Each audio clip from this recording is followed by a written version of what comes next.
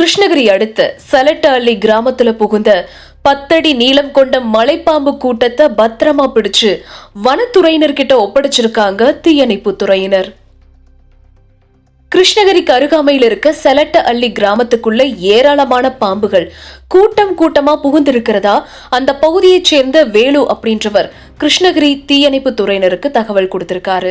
அந்த தகவலின் அடிப்படையில தீயணைப்பு வீரர்கள் உடனடியா சலட்டஅள்ளி கிராமத்துக்கு போய் மலைப்பாம்புகளை தேடி இருக்காங்க. அப்போ ஈஸ்வரன் கோவிலுக்கு அருகாமையில் இருக்க புதருக்குள்ள இருந்த மலைப்பாம்புகளை மீட்டு இருக்காங்க. சுமார் 10 அடி நீளம் கொண்ட 6 மலைப்பாம்புகள் அந்த பகுதியிலிருந்து மீட்கப்பட்டிருக்கு. இதை தொடர்ந்து மீட்கப்பட்ட 6 மலைப்பாம்புகளையும் தீயணைப்பு துறையினர் பத்திரமா கிருஷ்ணகிரி வனத்துறை அலுவலகத்துல ஒப்படைச்சிருக்காங்க.